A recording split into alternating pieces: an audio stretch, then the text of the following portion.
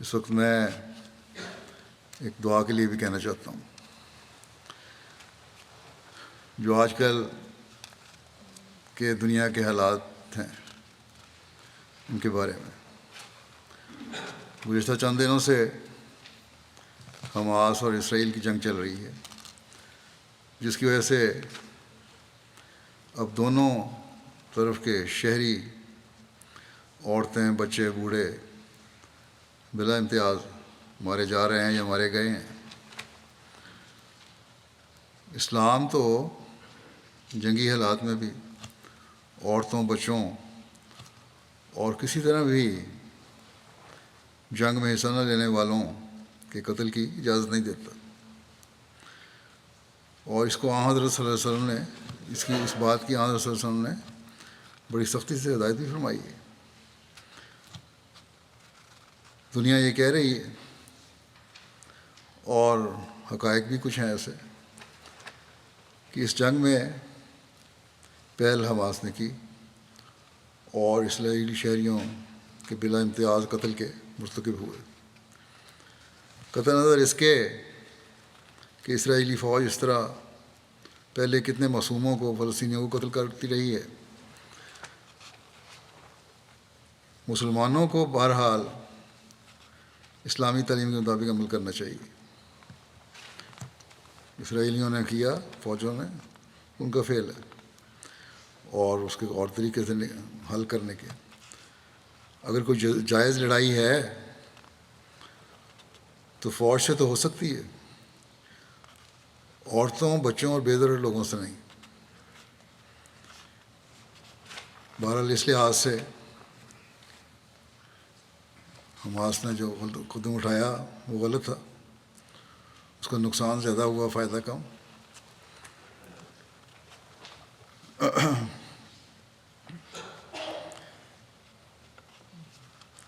اگر یہ جو بھی تھا اس کی سزا یا اس سے جنگ حماس تک ہی محدود رہنی چاہیے تھی. یہ اصل تو ضرورت اور بہادری یہ ہے کہ یہ اصل رد عمل ہوتا.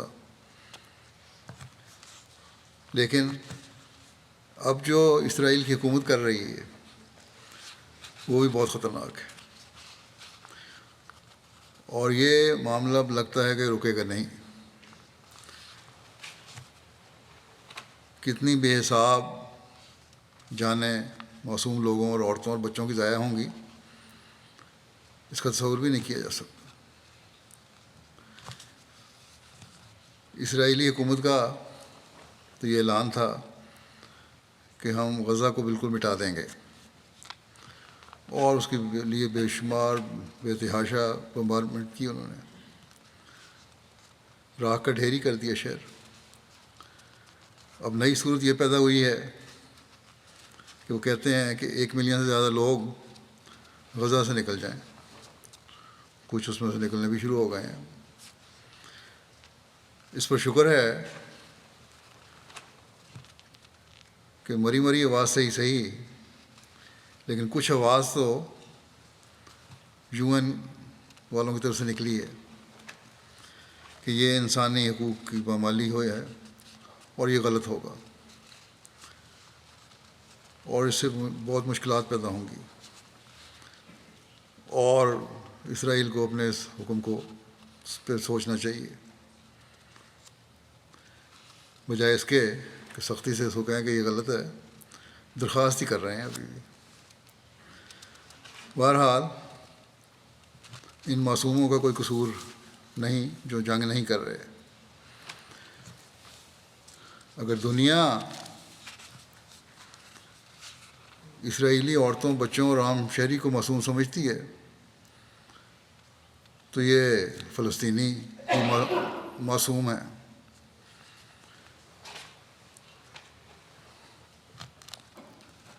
ان اہل کتاب کی تو اپنی تعلیم بھی یہ کہتی ہے کہ اس طرح کا قتل و غارت جائز نہیں ہے. مسلمانوں پر اگر الزام ہے کہ انہوں نے غلط کیا تو اپنے گریبان میں بھی جھانکیں یہ لوگ. بہرحال ہمیں بہت دعا کی ضرورت ہے.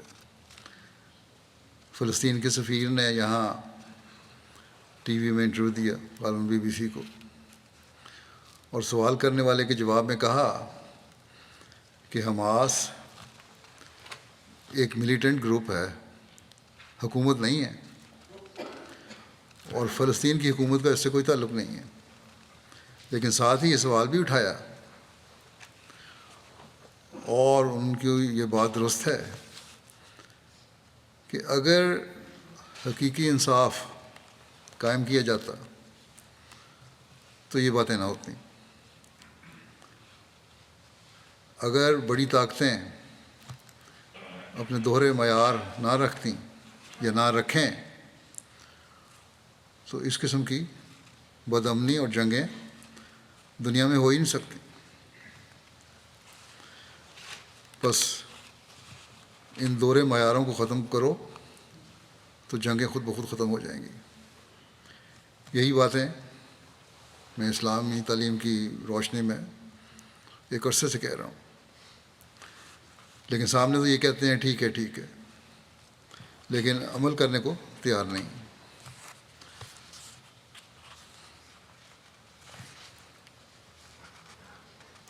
اب تمام بڑی طاقتیں یا مغربی طاقتیں انصاف کو ایک طرف کر کے فلسطینیوں پر سختی کے لیے اکٹھی ہو رہی ہیں، اور ہر طرف سے فوجوں کی بھجوانے کی باتیں ہو رہی ہیں۔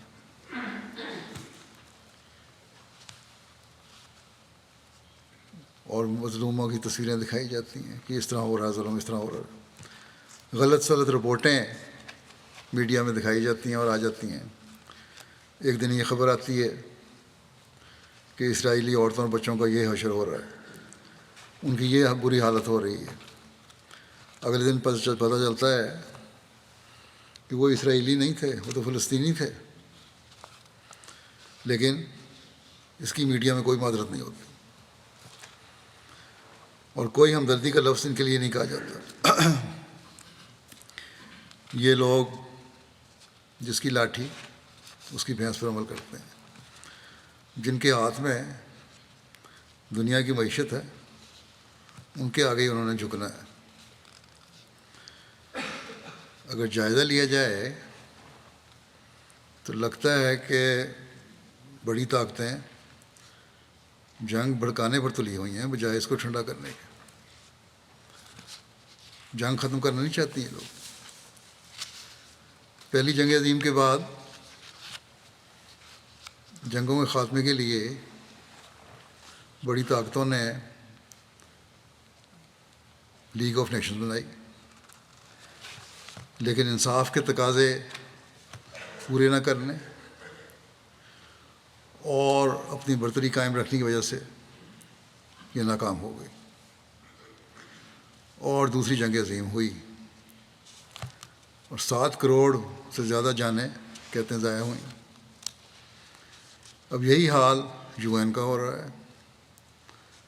بنائی تو اس لیے گئی تھی کہ دنیا میں انصاف قائم کیا جائے گا اور مظلوم کا ساتھ دیا جائے گا، جنگوں کے خاتمے کی کوشش کی جائے گی، لیکن ان باتوں کا دور دور تک پتہ نہیں۔ اپنے مفادات کوئی ہر کوئی دیکھ رہا ہے۔ اب جو اس بے انصافی کی وجہ سے جنگ ہوگی، اس کے نقصان کا تصور ہی عام آدمی نہیں کر سکتا، اور یہ سب بڑی طاقتوں کو پتہ ہے کہ کتنا شدید نقصان ہوگا، لیکن پھر بھی انصاف قائم کرنے میں کوئی توجہ نہیں ہے، اور توجہ دینے پر کوئی تیار بھی نہیں ہے۔ ایسے حالات میں مسلمان ملکوں کو کم از کم ہوش کے ناخن لینے چاہیے، اپنے اختلافات مٹا کر اپنی وحدت کو قائم کرنا چاہیے۔ اگر مسلمانوں کو یہ ہدایت اللہ تعالیٰ نے اہل کتاب سے تعلقات بہتر کرنے کے لیے دی ہے کہ تعالوا الی کلمۃ سواء بیننا و بینکم، اس کلمے کی طرف آ جاؤ جو ہمارے اور تمہارے درمیان مشترک ہے، اللہ تعالیٰ کی ذات ہے،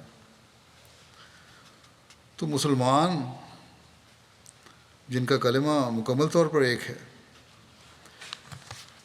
کیوں اختلافات ختم کر کے اکٹھے نہیں ہو سکتے؟ بس سوچیں اور اپنی عبادت کو قائم کریں، اور یہی دنیا سے فساد دور کرنے کا ذریعہ ہو سکتا ہے۔ اور انصاف کے تقاضے پورے کرنے کے لیے مظلوم کے حقوق ہر جگہ قائم کرنے کے لیے بھرپور آواز اٹھائیں، پھر ایک ہو کر ایک ہوں گے، وحدت ہوگی تو آواز میں طاقت ہوگی، ورنہ معصوم مسلمانوں کی جانوں کے ضائع ہونے کے یہ لوگ ذمہ دار ہوں گے، وہ مسلمان حکومتیں ذمہ دار ہوں گی۔ حضرت صلی اللہ علیہ وسلم کی اس ارشاد کو ہمیشہ سامنے رکھنا چاہیے، اور یہ ان طاقتوں کا کام ہے رکھیں کہ ظالم اور مظلوم دونوں کی مدد کرو۔ بس اس اہم بات کو سمجھیں۔ اللہ تعالیٰ مسلمان حکومتوں کو بھی عقل اور سمجھ دے، اور ایک ہو کر انصاف قائم کرنے والے بنیں، اور دنیا کی طاقتوں کو بھی عقل اور سمجھ دے کہ دنیا کو تباہی میں ڈالنے کے بجائے دنیا کو تباہی سے بچانے کی کوشش کریں، اور اپنی اناؤں کی تسکین کو اپنا مقصد نہ بنائیں۔ ہمیشہ انہیں یاد رکھنا چاہیے کہ جب تباہی ہوگی تو یہ طاقتیں بھی محفوظ نہیں رہیں گی۔ بہرحال ہمارے پاس تو دعا ہی کا ہتھیار ہے، اسے ہر احمدی کو پہلے سے بڑھ کر استعمال کرنا چاہیے۔ غزہ میں بعض احمدی گھرانے بھی گھرے ہوئے ہیں، اللہ تعالیٰ انہیں بھی محفوظ رکھے، اور سب معصوم و مظلوموں کو وہ جہاں بھی ہیں محفوظ رکھے۔ اللہ تعالیٰ حماس کو بھی عقل دے، اور یہ لوگ خود اپنے لوگوں پر ظلم کرنے کے ذمہ دار نہ بنیں، اور نہ کسی پر ظلم کریں۔ اسلامی تعلیم کے مطابق جو ہے حکم، اس کے مطابق اگر جنگیں کرنی بھی ہیں تو اس طرح کریں۔ کسی قوم کی دشمنی بھی ہمیں انصاف سے دور کرنے والی نہ ہو، یہی اللہ تعالیٰ کا حکم ہے۔ اللہ تعالیٰ بڑی طاقتوں کو بھی توفیق دے کہ وہ دونوں طرف انصاف کے تقاضے پورے کرتے ہوئے امن قائم کرنے والی بنے، یہ نہیں کہ ایک طرف جھکاؤ ہو جائے اور دوسری طرف کا حق مارا جائے، ظلم و زیادتی میں بڑھنے والی نہ ہوں۔ اللہ تعالیٰ کرے کہ ہم دنیا میں امن و سلامتی دیکھنے والے ہوں۔